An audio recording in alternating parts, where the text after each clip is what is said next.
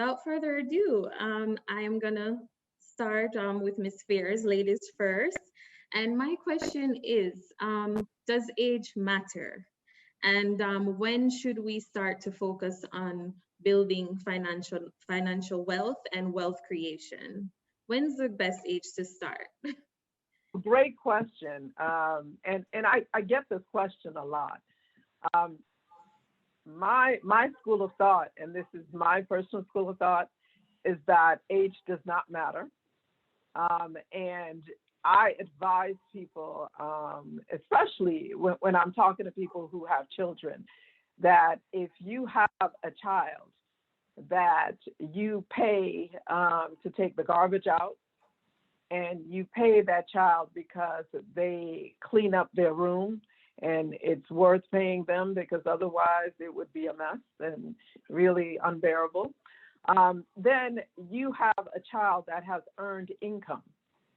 And if you have earned income as a child, you can set up a Roth IRA.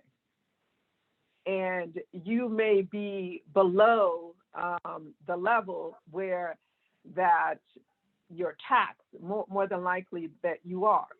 But I've encouraged people to set up a Roth IRA for your 12-year-old that you paid $1,000 because they smile real pretty all year long, and put that $1,000 in a Roth IRA because you claim a tax return, that this person earned income and that they are able to. Now, and some people say, well, okay, maybe the age limit is 18 for them to earn income, but I've had clients set up a Roth IRA for their children prior to 18. And again, as long as you have earned income, you can do it. And you claim a tax return saying that you have earned income. And ironically, if you look at it, so we talk about how do you build wealth, right? And so this is a Roth IRA at 18 or at 12 or 15, below 20. By the time they're able to cash into that Roth IRA, that $1,000 would have grown over 20, 30 years. That $1,000 in 20, 30, 40 years will be worth hundreds of thousands of dollars, just that amount. And so that to me is a good way to start. And again, you don't have to wait until you're 40 or you're 22, which is a great age, or 60 to do that.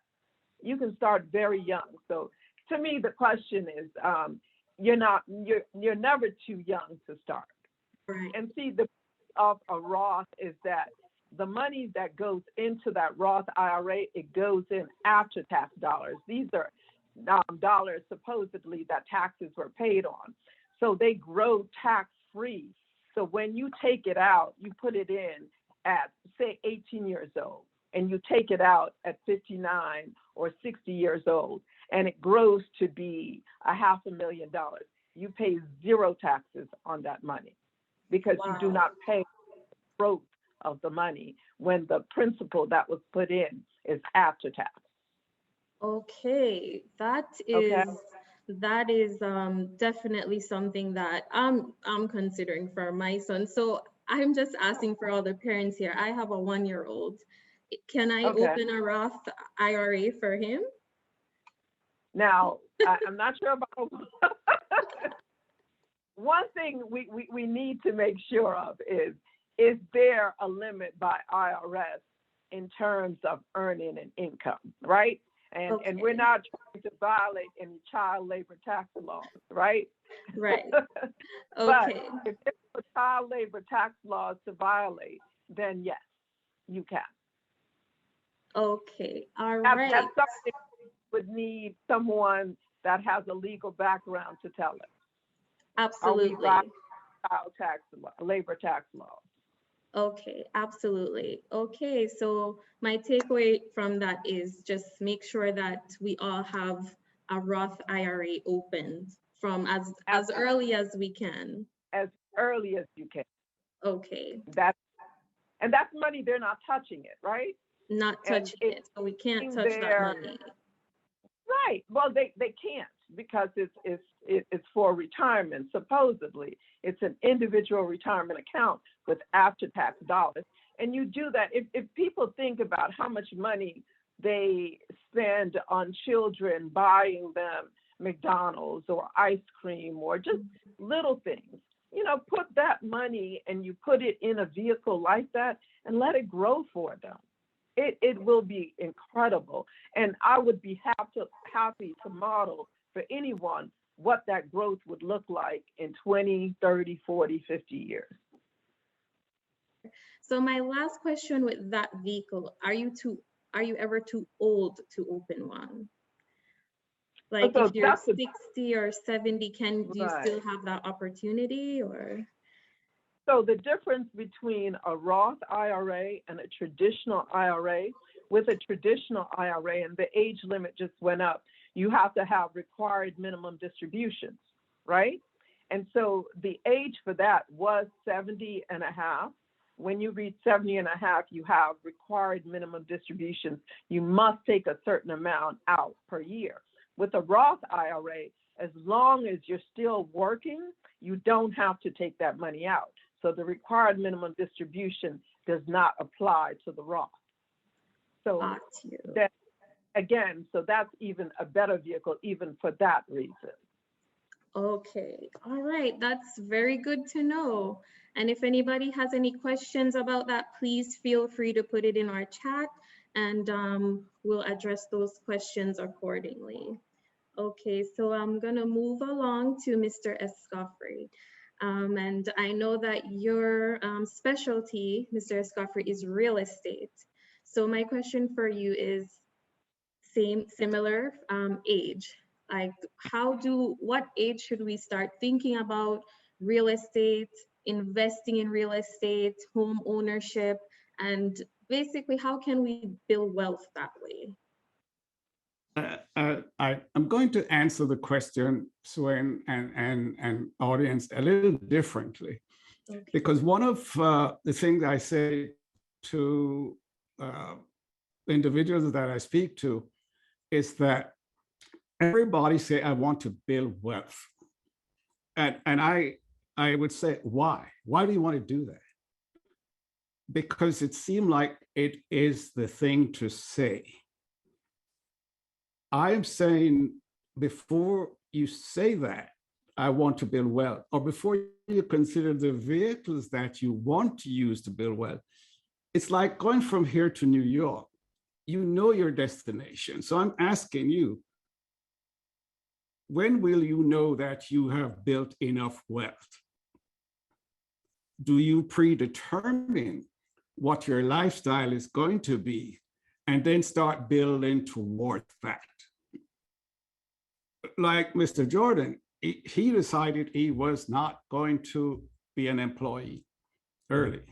He might not have decided how many zeros that he's going to have, but I bet you that he sat down and gave thought to what kind of lifestyle do I want?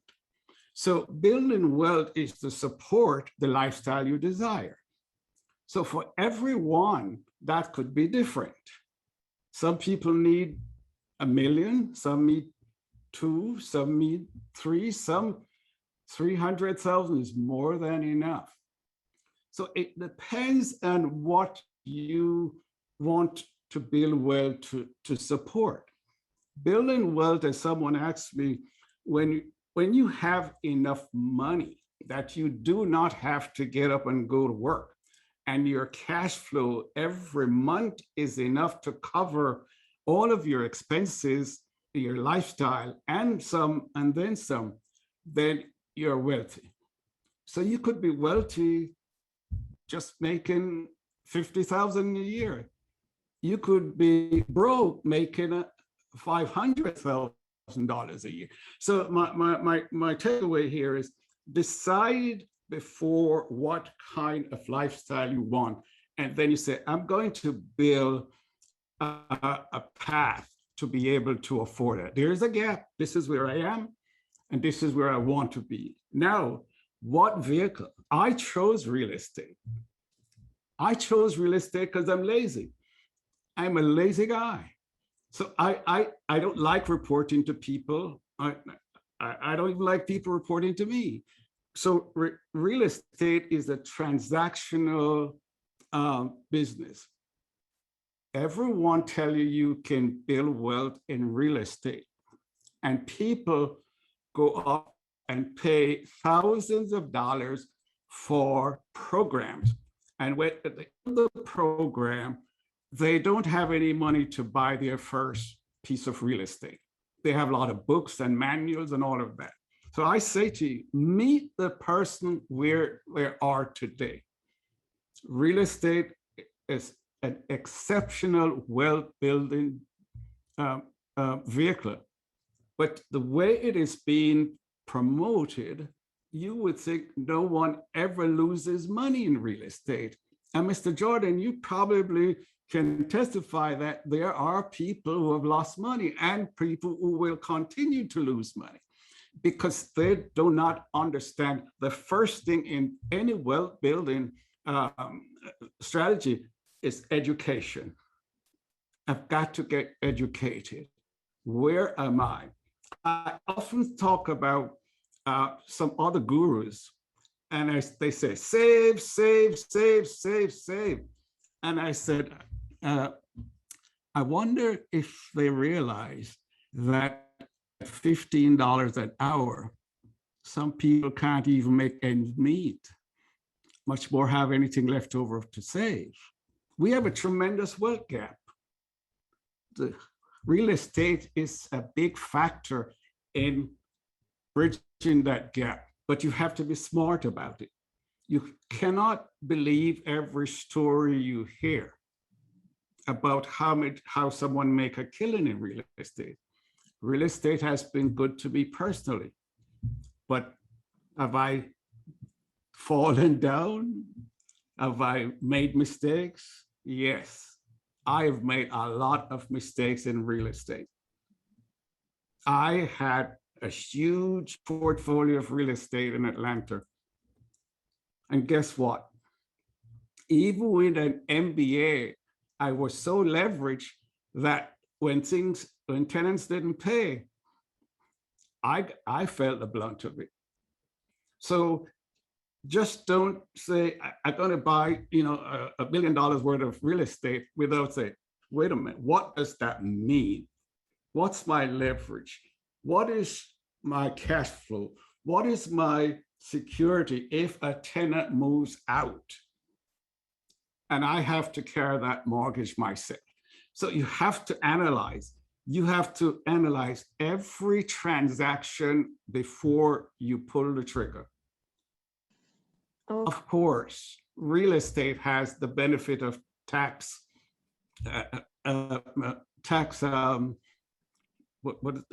protecting your taxes, reducing your taxes. Yes. I'm saying that real estate helps your taxes. Don't quit your job tomorrow and say, I'm going to be a real estate investor and don't know what you do. Get educated first. If you have a job, even if it's a bad job, stay with it for a while, build up some capital and start small. Real estate appreciates, but not at the same rate it's doing right now. This is a bubble. It is a bubble. And if you were to ask me, do not buy any real estate right now. You're going to overpay. That was going to be my question to you. If it's a good time to buy. What do you think about the market right now? It can be a good time to buy, Suen, but you have to do your analysis. You have to run your numbers with a lot of what ifs. What if, what if? Because even if you pay market, but you finance it right and it's structured right, you may not make a lot of money in the short run, but you have depreciation, you have the appreciation of property. The other things, it depends on where you sit. For instance, I said to someone, have you ever noticed that the wealthy real estate gurus will keep a building empty for a year and you say, why do they keep their building empty? Don't they want rent? They're making money somewhere else and they're using it as a write-off. So be careful. It's good. It's a good vehicle to build wealth. It's a good retirement vehicle, but you have to be educated first, because the gurus will tell you, buy this program, buy that program, without ever asking you, do a budget for me and let me see where you are and see if this is appropriate for you at this time. Okay. So education is key, you're saying, Mr. Escoffery, Yes. to be successful Yes. in real estate. And where do we get that education? There are several places. The problem is that we want to do a deal so quick. We follow 10 different people trying to find one. It's similar to there was a singer a long time ago with the last name Jackson, and he wanted a certain prescription, and he shopped every doctor until he found one that would give him the prescription. It killed him, right? What I'm saying is, you have to put in the work. You have to put in the work. And the best way to get your education is to get a mentor, stop reading 25 books and start doing. Okay. Start small. Start small. Because if what I say to my audience sometimes is, if only reading books on finance, reading books on real estate investment was the only thing you had to do, we'd all be millionaires. We can read. Every one of us on this panel can read. It takes more than just reading. It takes someone to hold your hand, to teach you, to tell you what to do and what not to do. Real estate is a vehicle that has tremendous benefit, but it has to be done right. Thank you, Suen. Thank you, Mr. Escoffery. And moving right along to Mr. Sharp, investor and entrepreneur, please tell us about wealth creation and how you're doing it. So I feel like Mr. Escoffery definitely hit a lot of key points when it comes to investing. I feel like the problem for a lot of people where they don't start is because they're afraid and they don't know how to get started. But at the same time, you have to take that leap of faith and you have to like invest in your own education. You can't be afraid to invest in yourself. At the end of the day, it's going to be beneficial to your future. So a lot of people are scared of losing money. I'm pretty sure everybody on this panel has made mistakes, have lost a significant amount of money, but I'm pretty sure if you asked them if it was worth it, 100% worth it. I have lost money because I didn't know what I was doing before, but now that I know what I'm doing now, it's a lot more beneficial for me. So a lot of people are afraid when you're supposed to be able to take a risk and do the calculations, map it out, just like Mr. Escoffery said, and to take the action step that is needed in order to build that wealth management. For me, I had to get a mentor to learn how to invest. I had to pay for a mentorship so he can guide me in the right direction, because when I started off by doing it by myself, and I didn't exactly know what I was doing, but after paying for a mentorship, I was able to be guided in the right direction so I don't make the mistakes that my mentor did in the past. So yes, you have to invest in yourself. And so are you a day trader, or what exactly are you investing in right now? I invested in the stock market, and I also trade forex. So with the stock market, there are a number of different ways you can invest. There's day trading, dividend investing. You can hold trades long term. I'm more of a long term investor, so I try to invest in the stocks that I feel like is going to be beneficial for between the next 5 to 10 years. So that's where like technology stocks come in, electric vehicles come in. Those type of stocks is what I really target for.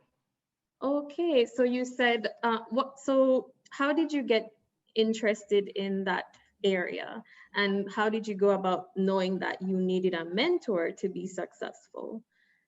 Because there's, like I said, there's a lot of different ways to invest in the stock market. So when I first started out, I was, dabbling into like different individual stocks. For example, Apple, Google, Tesla, and everything like that. So I was buying a share and just holding it for a long term. Then I started, looking into options trading, which is a different beast when it comes to the stock market. Options trading, you're risking a lot more, but you're essentially making a lot more. So with options trading, I wasn't making the amount of money that I thought I was going to make, and it was detrimental to my account because I didn't exactly understand what I was doing. So after making those significant mistakes, I decided, okay, I need a mentor to actually guide me so I can know exactly what I'm doing, so I don't keep making the same mistakes over and over and over again. Okay, awesome. So for us who say, we're thinking we want to build wealth by investing in the stock market, do you suggest that we go ahead and get a mentor? And what does that look like? Like, how did you go about doing it? And what would your advice be for us that want to go that route for wealth creation? So my advice is that, in this generation, we have access to a lot of different technology where we can find information, really quick, whether it be on Google, YouTube. So my initial startup, when I started to look into the stock market, I just went on YouTube and started watching a whole bunch of YouTube videos about stock market for beginners. And with that, I was able to understand what the stock market was, how on average, the stock market returns about 10% interest every year. Even during a pandemic, for the past century, the stock market was able to appreciate 10% interest every year. And comparing that to a typical savings account, a lot of people are big on saving. And I'm like, I don't feel as secure about keeping my money into a savings account where it only appreciates about 4% interest every year, as opposed to putting in something in the stock market where it appreciates 10% interest. So with that mindset, I was like, okay, let me learn how to properly invest so I can have that appreciation of my money every year instead of putting into a savings account to where I was only seeing probably a couple cents, appreciating on my account. So I started to look into different stocks such as the technology. And a good way to start investing also is to have a diverse portfolio. So that being technology, you can invest in the real estate on the stock market as well. You have different sectors that you can invest in, so you're not having all your eggs in one basket. So in addition to that, there are funds called ETFs. So you can put your money into an ETF fund, which is like the S&P 500, which is the 500 biggest companies in the United States, and you're essentially investing into that one index fund, and you're having a hand into all those different companies at once. So I said that to say that you have to do your research, you have to invest in a mentor, and you have to understand what you're doing, because there's different ways where you can analyze a stock. So for example, if you wanted to see if a stock or a company is very profitable, if you want to see if a company is very profitable, you can look at that company's balance sheet and see if they have more assets than liabilities, the revenue that they're bringing in every year, and then you can use those statistics and you can determine if that company is a good investment or not. Okay.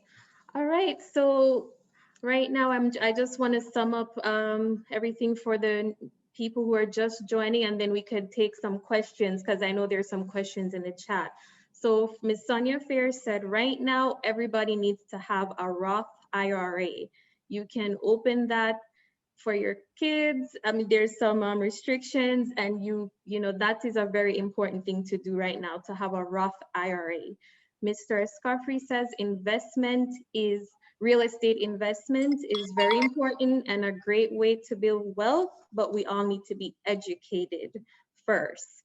And Mr. Sharp is saying that, investing on the stock market is a great way to build wealth, but we need mentorship. We need somebody to show us the way. That's probably the best way to do it, so we don't lose money. So there's a question from Steri. She's asking, is it true that you can set up a company and hire your child at 14 years old and have them file taxes, then invest those funds? Heard that in a podcast recently. Yes, and so while I was looking, I Googled your question in terms of, can you open a Roth IRA for your 1-year-old? And online it says you actually can. Again, as long as you can show that that child is earning income. And again, you know, what does the child do? They have the most beautiful smile in the world, and I paid them. They earn the income. So yes, and the answer to that question was yes. You can set up a company and hire your child, open a custodial IRA for them, and invest in a Roth IRA for them. Again, after-tax dollars. This is after-tax dollars that's being put in the account for them that they earned. File the tax return, and they're good. Okay, well, that's great to know. Any addition to that, Mr. Escoffrey or Mr. Shar or Jordan? I was saying, I think Sonia's information is solid. And if someone wants to go into some detail, I would suggest that give her a call and get into the nitty-gritty, as we say, as to how this really works, because it's more than a notion. Okay, yes, I will definitely be giving you a call, Sonia, because I need to get one open for my 1-year-old. Okay. And just one more thing, Suen, and yes. if I may, I know Sonia's phone is going to be ringing off the hook, but if she is too busy, ask your CPA, ask your accountant that I'm thinking of doing this. Give me your opinion. Not every CPA knows everything. You can ask two or three. But if she's too busy, ask a tax CPA, ask someone who does your taxes. Tell them what you'd like to do and sit back and listen to what they suggest. Okay. All right. So ask your CPA, guys, and or call Miss Fears on that. Okay, I'm looking at the chat here. I see Miss Dr. Grant saying her dad taught her to just save, save, save. Now we know, you know, invest, invest, invest. Steri's asking, where do we start investing? It's so, where do we start? Investing is so intimidating. So I can tackle that question in addition to Mrs. Grant's question about dividend investing. Okay. So one of the safest ways how I started building wealth was through dividend investing, and I feel like that's one of the safest ways to start off for anyone that's just interested in the stock market. So what dividend investing is, in addition to your money appreciating for owning a share of a company, say I've been using Apple, so I'm just going to keep using Apple as an example. Say you purchase one share of Apple, and Apple gives you, say, about 50 cents for every share that you have. So what dividends are is the company will pay you for owning that share.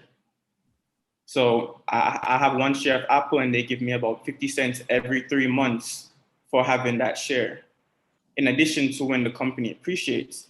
And, you know, there's different companies that might pay you a little bit more for dividend. So for every one share that you have, you might have a company that gives you $2 per share. So in addition to your money appreciating by the stock of that Apple stock going up, you're also getting paid from that company as well. So you're kind of double dipping in a sense. And the more shares you have, the more money you get as dividends. I have one company that I've been invested in. It's called Iron Mountain, and it gives me about $50 something, $53. I think it was the last payout that I got every 3 months. And yes, it may not sound like a lot, but every quarter, that's $200 that I'm pocketing every year for just having ownership of that company. In addition to it grew from, I think right now I have like 100 shares, and I bought it at an average cost of $31, and that stock is already at about $42 right now. So in addition to that growth that I got, I'm also getting paid that extra $200 on the back end every 3 months for owning that company. Wow, awesome. Yes, So Mr. Joffrey. if I could add to Mr. Jordan's comments, there's such a thing in investing that we call, at least I call it, age and stage. So when you're making investment decision, you should consider your age and your stage in life. And that tells you your risk factor, what kind of risk you can take, what kind of risk you should take, and all those other things. So that's one thing, because a lot of my clients, they're over 50. So we talk about that. But dividend paying stock, excellent vehicle. But I would want to, with Mr. Jordan's lesson, and of course, Sonia, talk a little bit about it, because it's so good that you're going to go tomorrow and buy Apple. I don't know what Apple sells, but there's several dividend paying stock. The other day, I sat with my broker and he was going through my portfolio because I like dividend paying stock. But I stopped him and I said, "You're putting me into a lot of high paying dividends." But he said, "That's what you want." And I said, "But sir, I want to preserve my capital." Some dividend paying stocks that pays very high dividend is telling you that there could be some risk involved. There could be some risk. So you have to look at the underlying company, because it's like if you have poor credit, you pay a higher interest to get some funds, right? I'm not saying all of them do this, but it's more to it than just say, I want dividend paying stock. You have to look at the underlying stock, look at the company, look at their track record, and look. One of the most important thing when you're looking at and I should let Sonia say that, it's the company's management. Yeah. Who is managing the ship? Yeah, I agree absolutely, Mr. Scoffrey. So in my capacity as a wealth management advisor, I'm licensed to manage my clients' portfolio, and in managing their money, I invest their money, right? And that's what I do. I'm a certified financial planner, licensed and regulated by the Securities Exchange Commission, FINRA. One of the things that I do with, and being on that platform, again, we tell clients all the time, every day, your assets are at risk. So absolutely. When you invest in the stock market, there are no guarantees. That's just a bad word that we use. We don't give guarantees. Your assets are definitely at risk. And when you are investing, what I like to do with clients is really to talk about what it means to invest. There's a 7-part series that I actually do this monthly, and I would be willing to give out the information. It's an overview of money moves seminar is what it's called. And part of the seminar series that I teach is budgeting is one, the importance of saving, investing 101, introduction to the markets, to the stock markets, the basics of credit, and then giving back. Because when we get to a certain point that we've achieved and we've earned it, we all need to give back. But in the importance of investing has to start with saving, because you have to have enough money that you've satisfied your basic needs to then risk the additional amount in the market. Because again, all assets are at risk. It's a disclosure that we are required to tell our clients. And granted, although I say that, I've seen clients' accounts grow if they invested right after the market had a downturn last year, and I was advising people to back up the truck and, you know, just load it up with equities, with stocks. We've seen people's asset grow from, say, 100,000 to 230,000 year to date. And that's how much you can realize in growth in portfolios. And that's just one example, okay? But in doing so, we have to understand that there's emotions in investing in the stock market, right? And the emotions will dictate a lot of times what people do. And people will pull out of the stock market at the wrong time when things are down, and they will buy when the market is at its all-time high, like it is now, because they're saying everyone is losing money. So I totally agree with Jordan. You have to be guided through this process. You just don't jump in and say, I have $50,000. I want my $50,000 to be worth $200,000, right? It's just not that simple. In terms of investing, 91% of your success in investing, I say 91%, is asset allocation. 91%. The percentage that's due to picking the right stock, 2%. The percent that's due to market timing, 5%. You know, people think they can time the market, getting at the right time, get out at the right time, 5%. It's asset allocation is the key to be able to win in the market. And Jordan is absolutely right. The market, since you can track the market over the last 100 years, consistently it's gone up. But during those times when you have market downturn of 38%, like we did last year, there will be people who lose their life savings because of emotions.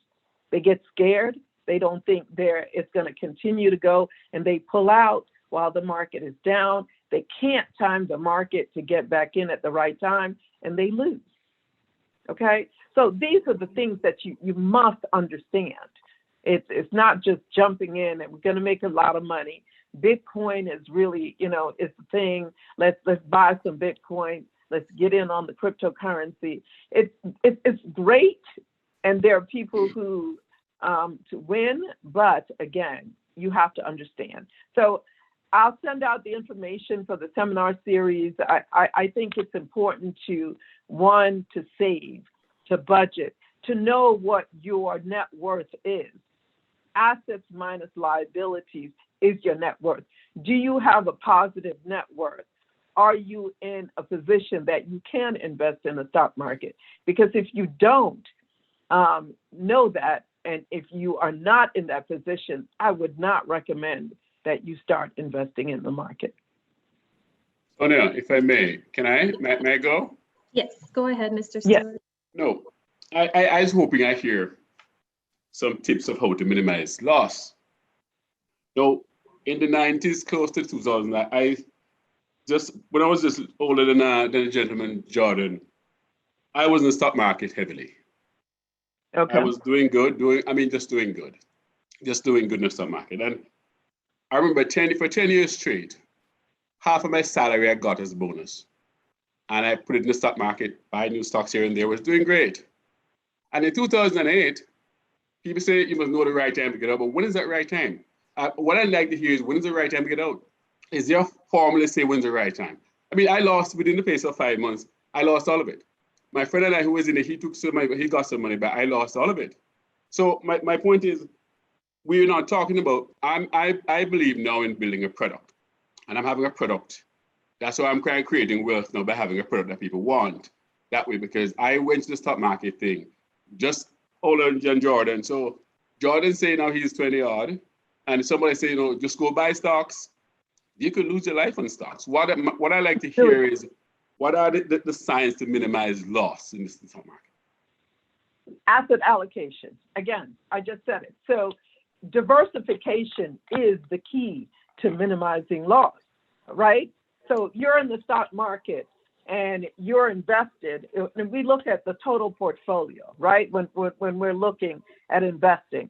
And if we look at your total assets and we say we have 40% of your assets in the market, then we talk to Mr. Escoffery and say, well, maybe you need to have someone advise you into having some of those assets invested in real estate, right?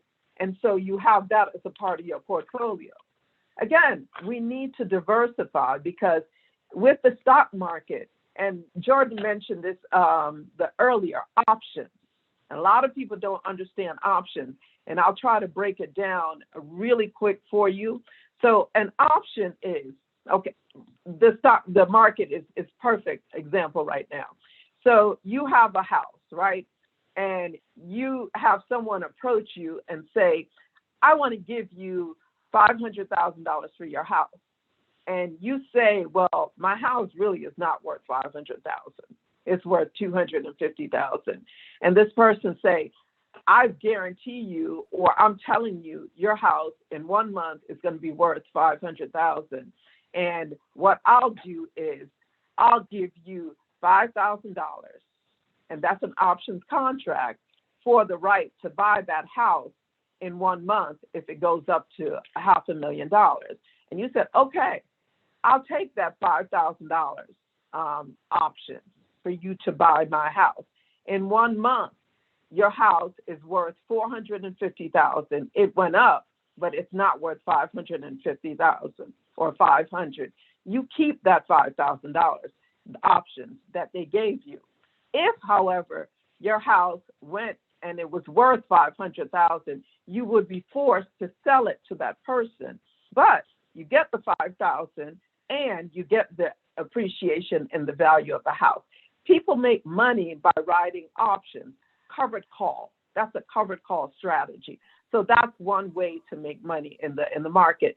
Back to Alan's question, how do you minimize your risk? You minimize your risk by using various strategies to make money. You don't put it all in tech stocks or all in financials, which we're advising people now to do. You don't do that. And you don't put it all in equities either. You know, you use some ETFs where you are really tracking, as Jordan said it too, exchange traded funds, you're tracking the index of the market. You use some real estate. We have REITs, real estate investment trusts. We have alternative investments. So asset allocation, diversifying your portfolio. So when one thing goes up, you're able to capitalize on another part of the market. And you have to start taking your money out of the market, especially now. So we have people who, and I'm advising on this. So other thing that you have to understand, what are the tax consequences of dividends? Because when you're paid dividends and you're getting capital gains, you're paying taxes on them, whether or not you realize that whether or not you sell out of those stocks, you are paying those capital gains. So with the new tax code, we know that capital gains are going to increase. Right now, they are at their lowest points that they've been. So why not take the gains now, pay the taxes at 20% versus if the tax capital gains double? Those are the things that you do to minimize losses, because losses can come in the form of taxes that you're paying.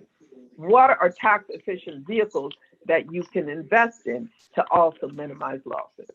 So again, it's allocation, diversification. I hope that answers your question, Alan. Thank you. You seem like you know very much about this thing. Very good. Thank you. Yes, this is some really great information. The main thing that just stood out there for me, Ms. Fears, is diversification, right? So don't put all your money one place. I just want to get to some questions here in the chat before we move on. So a question here from Raymore. What is a good number to start with when investing in the stock market?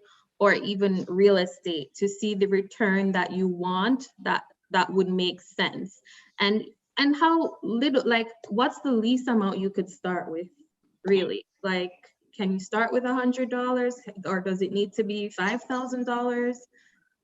What's the least amount you could start with? And to see returns, what should we start with?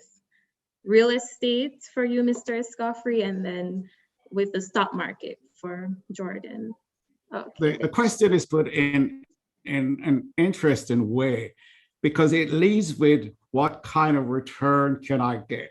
And as Sonia said earlier, we can't guarantee that. We cannot guarantee your return. We can estimate, we can do some planning and manage it the best you can.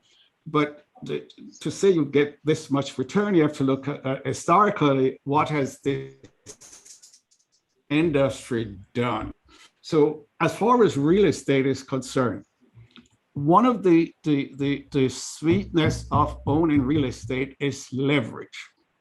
You can use, unlike the stock market, with due respect to my colleague, you can use 10,000 and control $100,000 piece of property. It's hard to do that elsewhere. So, Mr. Godfrey, what can you define leverage for us, please? Leverage is using a small amount of money to complete a larger transaction. For instance, you want to buy a house, a piece of investment property for, say, let's say $100,000 for this conversation. You could buy that $100,000 house with $10,000, 10% or 15% of that. The leverage is the ability to own $100,000 worth of asset with only 10 or 15,000 of your own money. Did that help? Yes, that helps a lot. Okay. So the return in real estate is a combination of things, and there is some risk, as Sonia said. There's going to be risk, as Jordan said. There's risk in everything we do. Even the people that say, and shout out to Miss Grant. She said her dad says, save, save, save, save, save.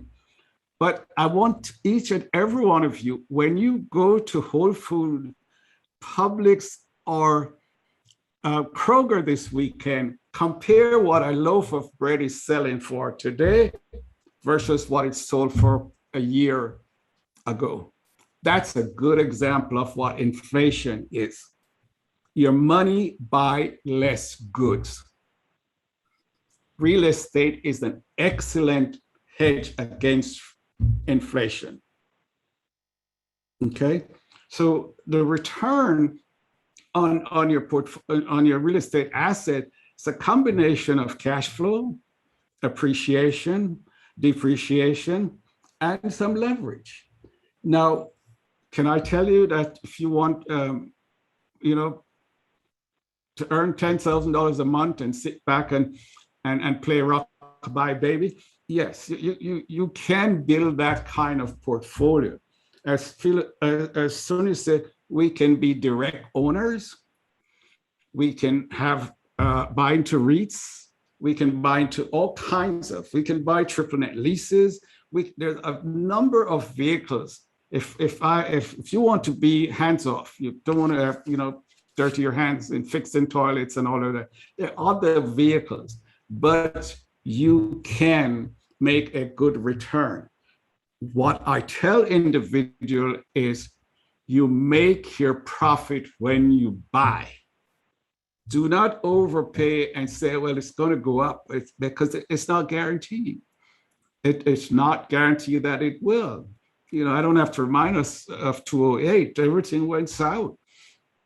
But if you do your homeworks, there's market risk and there's economic risk. All those risks we can have an educated guess about. But doing your homework, doing a strategy, don't be over leveraged. Know what your net worth is and how much pain you can bear before you invest, whether it's real estate and or the stock market. And I would say that we covered a lot of different topics. And I think it's just a taste of what's out there. And to really be able to make decisions from those topics, we need, as Jordan, you need to get someone to teach you, someone to tell you, someone to hold your hand and to point out, you're 70 and you want high return and low risk. I don't know how I'm going to do that for you. Maybe someone else can. But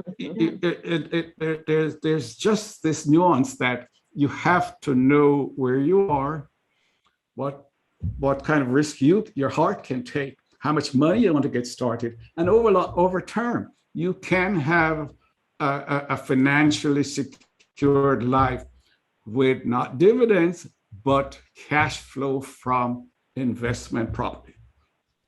Okay.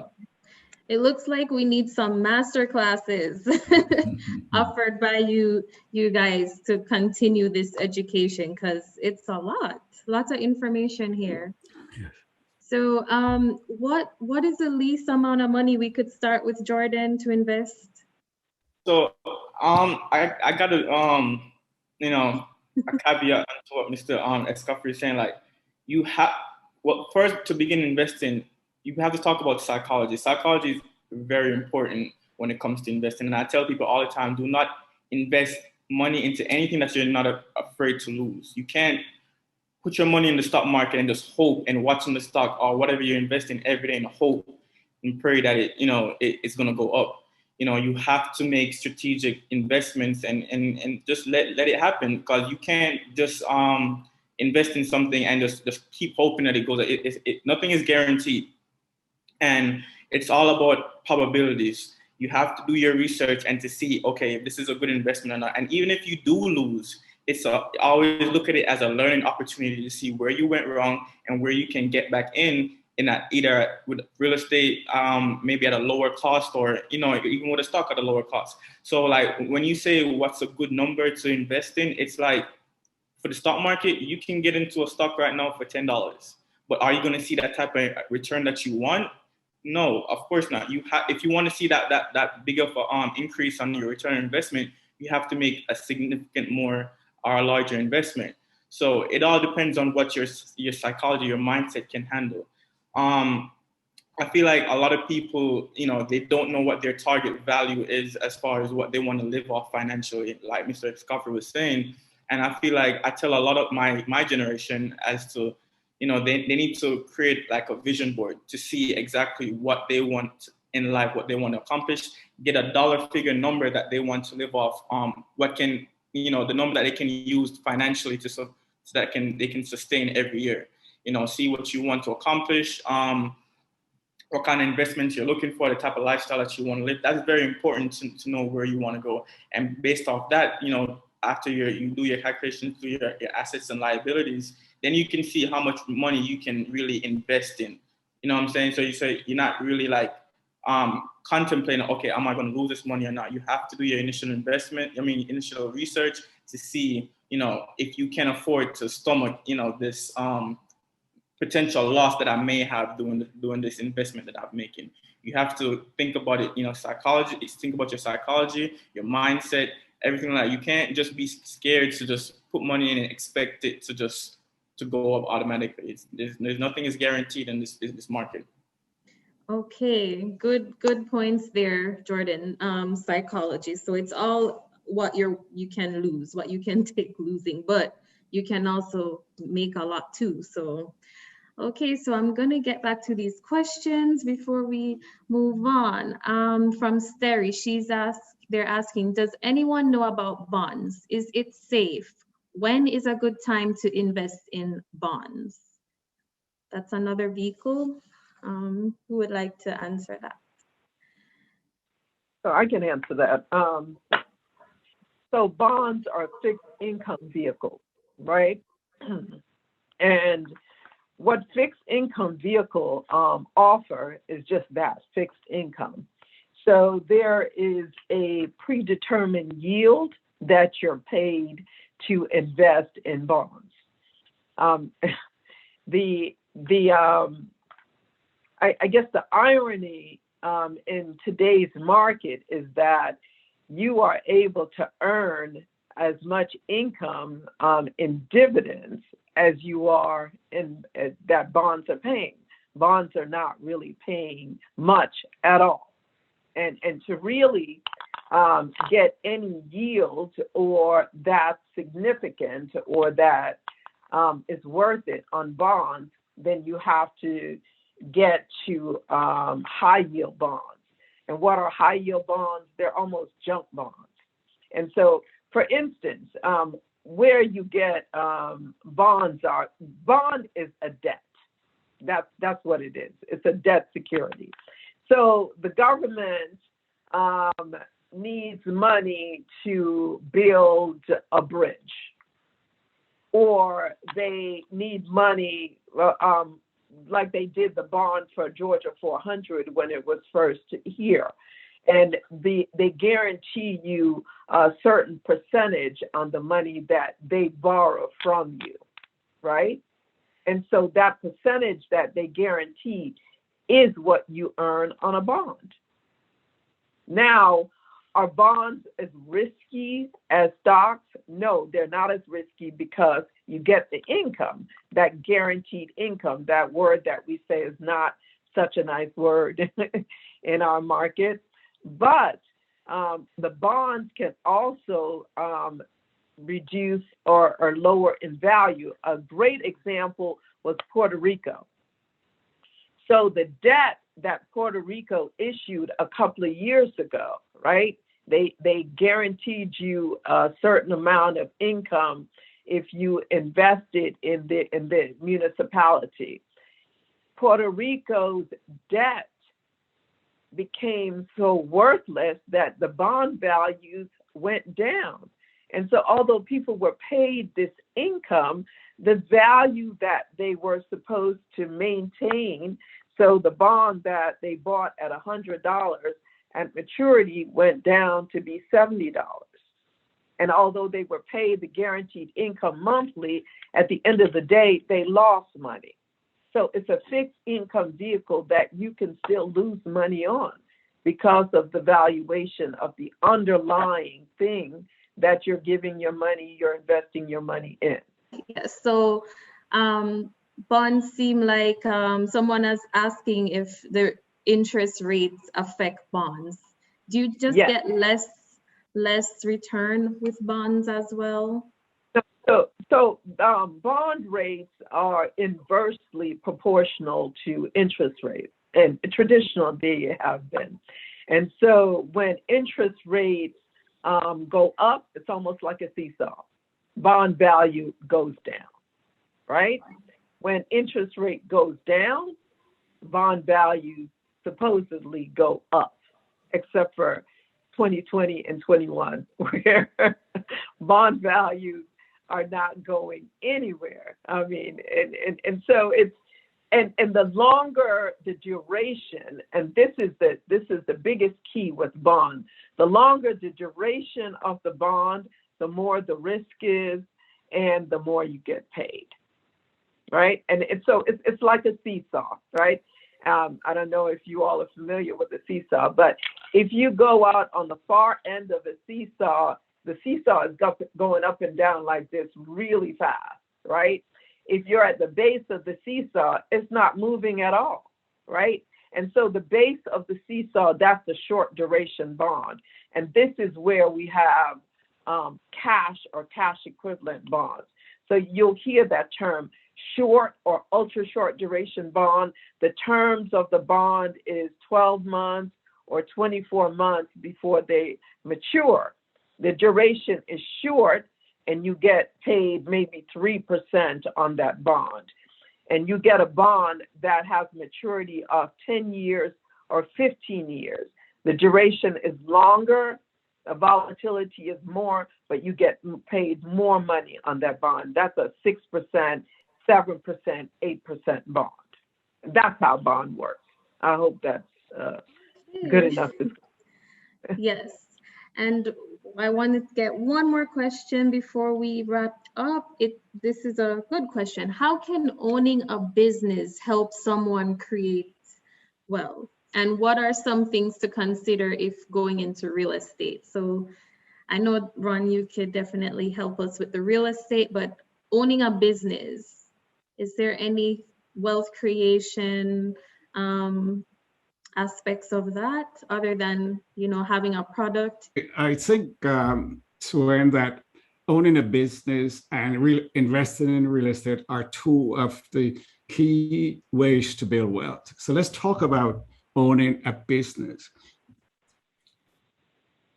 Owning a business is sometimes misunderstood for having a job. If your business can support you and you have an exit strategy that you can sell this business and retire, you can create wealth that way. Therefore, when you're starting a business, you should give some consideration to how am I going to exit this business? You have family members that might want to take it over and continue and keep you on as a consultant and pay you until the day you leave them, or you can sell the business. So when you're starting your business, you really need to think about how am I going to exit this business? Now, I'll tell you a story, a quick one. A gentleman had a business. He sold products. I don't remember what products. And he had a very, very good salesman. And he paid the salesman exceedingly well. And he took very little pay out of the business. And even the salesman was wondering, why does he pay me so well and takes such a small salary? Well, this gentleman knew that when he's ready to retire, the value of the business is going to be determined on the revenue. And since the salesman generate a lot of revenue, this owner was willing and content to defer his salary until he sold the business and walk away with a lot of money. But his business was designed, was set up that he can sell it. There's someone that will buy it. Not every business has that kind of market. So if you're doing a hobby business, there's very little market for it. So building wealth, I know of a business owner, the business did so well that, you know, they pay themselves a good salary, pay themselves bonuses, and start a profit sharing in the business and start putting away money in their retirement account rather than paying Uncle Sam. They also gave it their employees some of that profit share. So you need to think about those things. Is your business profitable enough to do those things? Is your business profitable enough to generate income so you can buy some stocks, you can buy some real estate, you can buy some other things? So it's all part of a planning. Some people have what I call a lifestyle business. As long as I'm working, I have a great lifestyle. If I stop working, I'm almost broke. You don't want that kind of business. Real estate, I can't say this enough because it's like Mr. Jordan, when I came to Atlanta, that is the decision I made, that this was the best route for me. Did I fail at some? Oh, plenty of times. Did I always knew what I was doing? Not all the time. Did I say to myself, I have an MBA, so I should know? I did, and that was my ego talking. Don't listen to your ego. It will get you into trouble. Run the numbers. get a mentor. Real estate can and has done it. As Sonia said, diversify. I am not saying your entire portfolio should be in real estate. It should be in some real estate, some stocks, some bonds, some ETFs, some of everything. And that's what she said diversification is. But it's quicker and a bit easier to build wealth with real estate with a little bit of money than it is in most other ventures. Okay. Wow, this is just so much great wealth building information here. Oh, someone just texted me a quick question for you, Ron, before we end. And it's about the current market. So they're asking, with the current market that we're in, is refinancing a good option and taking out the cash that way? Instead of selling to make a profit, is it best for them to keep that property and, you know, just keep that real estate, refinance, and potentially rent it out at some point? You're asking someone who is biased. So I have to tell you that right off. I'm a buy and hold person. I have real estate that I bought in 1980 that is still in my portfolio. Yes, I've had opportunity to refinance and take it out. I've really never done that. I'm building wealth, building my net worth. So, but yes, you can, at this low interest, yes, you can take some money out and invest it in another property. But again, when you're doing your numbers, not only do you have to pay back the property, the refinance amount, you're probably going to leverage that amount into a larger number. So you might have two payments that you have to make. Be smart, be conservative, start small and grow. One of the things that I know Sonia probably was going to mention in the stock, they have such a thing that dollar cost averaging. You know, just keep putting in, just keep putting it in, keep putting it in. When the market is high, when it's low, just put it in. Because in the end, you, as she said, you can't time the market. You can't time the real estate market. Do not go and get emotionally involved in a purchase of a piece of real estate. So I tell people, do not go to real estate auction if you're new at this, because your emotions will get the better of you. Start small. Okay, start small. Okay, thank you so much, Mr. Escoffery, for all that knowledge. And I'm just going to open the floor to anybody else that has questions before we wrap up this very informative meeting tonight. I think we're going to need a part 2. Yeah, this is some really good stuff. Hey, Ron, I got a quick question for you on that refinance portion of it. You said you like to hold on to it, to your real estate and to your portfolio, because Yes. it's helping you to build that wealth, right? That it's Yes. helping you to build your net worth. Yes. Refinancing, in my head, and getting cash out, you're actually having that cash, right? As well as the real estate, because you're not really getting rid of the real estate. You have both, but at the same time, you're right. You're making 2 payments. However, you have cash, which is king, and you have the real estate, which is queen. So what's your thought process around that? Okay. Raymond, great question. If you recall, I said that age and stage. And what is your goal? What is your why for wanting to invest in real estate? You and I are in 2 different positions. And let me explain what I mean.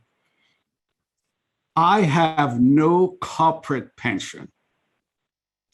So my goal for real estate was to buy them, pay off the mortgage very quickly, live off the cash flow. I I want every time Sonia asks me for my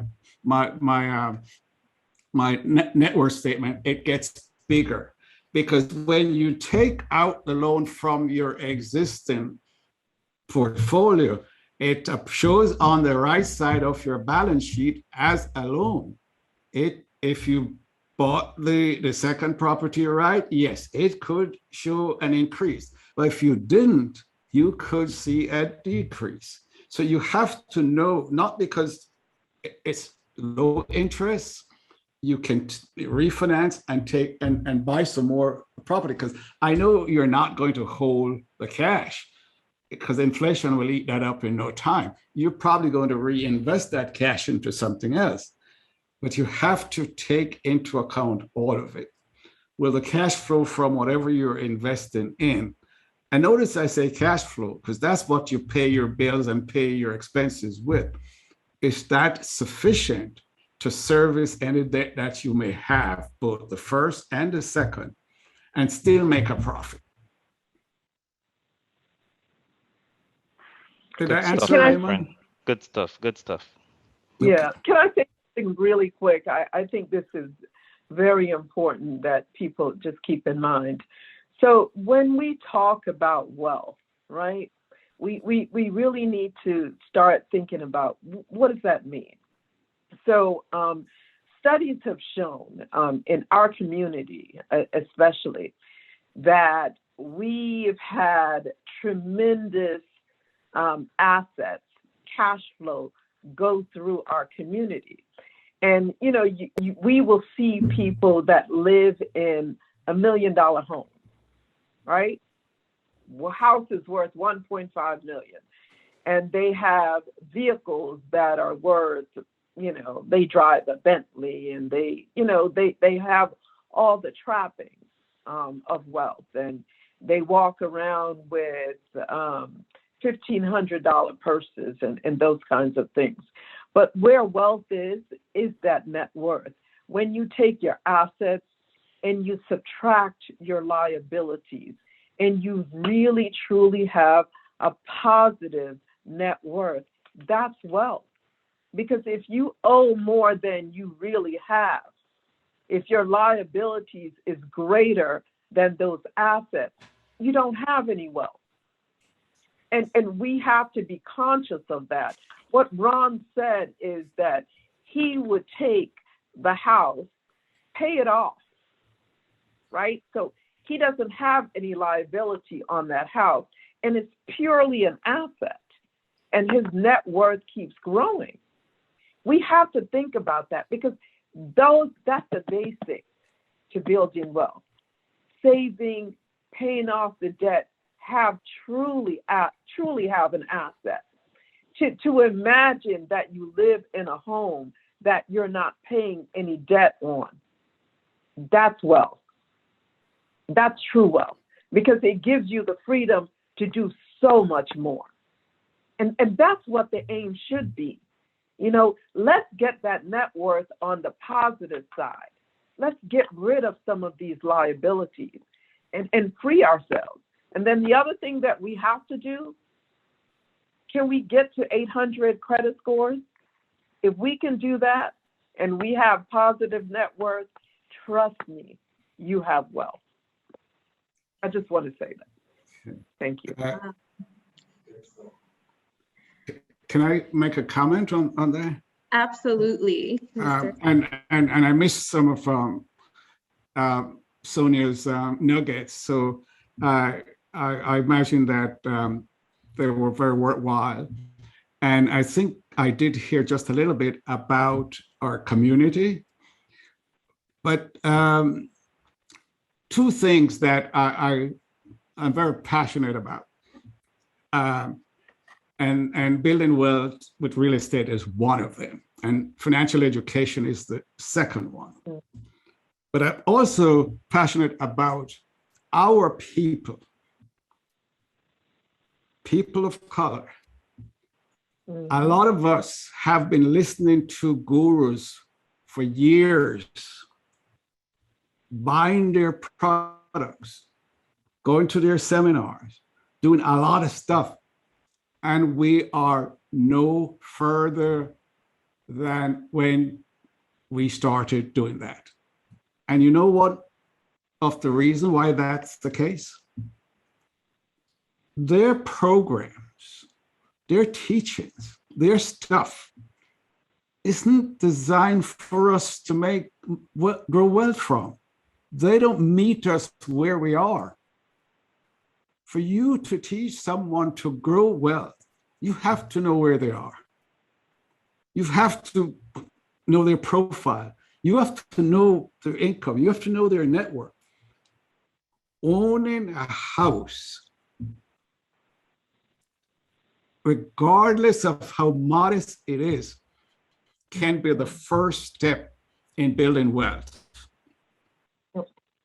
I read an article recently that this systematic racism and the wealth gap keep widening was due to the fact that when HUD was organized to lend money to people to buy houses, they suddenly start redlining. You didn't have this, and all the people that have a lot of money today were able to take advantage of that opportunity when we couldn't. Today, it's a little better. It's a little easier to get a loan. You can buy a duplex and live in one side. You can buy a house and have a roommate. You can do an Airbnb with a house. I am saying to you, to bridge this gap, we need to try to start as soon as possible, get financially educated, and to own where you live. Just own where you live. Yep. I'm going to shut up now. No, this is just such amazing, just such great information from these panelists here. And that was a great way to end, own where you live. That's where it starts. I like what Ms. Fair said about 800 credit scores. That should be the in thing. And just really having more assets, than liability. So I really am thankful for you guys being on this panel. I hope that our audience gain a wealth of knowledge here. Please let us know where to find you, because I know that people are going to be reaching out for your services. Ms. Fairs, can you just skip start and let us know where to find you before we end tonight? Yes. Sonia.Fears, and I can type it at morganstanley.com is my email address. I'm online. I'm on LinkedIn. Sonia Fears. You should be able to find me. Okay. It's not a.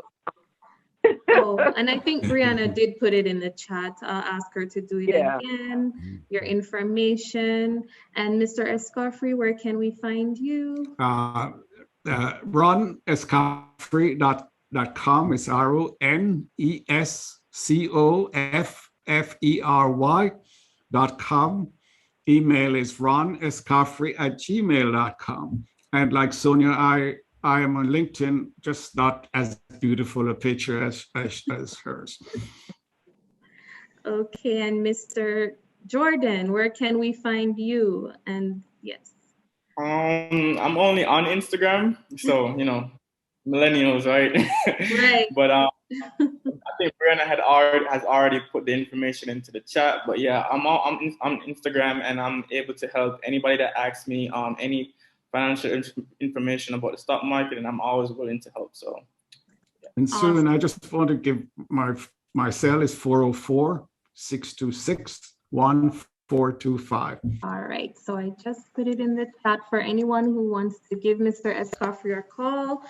He would be an excellent mentor, one of our mentors here in JamCham. All right, everyone, thank you so much for joining this meeting. We look forward to seeing you next month. And I think we will definitely have a part 2, because there's so much to learn here and to share with our community, so we can all continue to build wealth. All right. Okay. Bye, everyone. Bye, Bye-bye. everyone. Take Good care. night.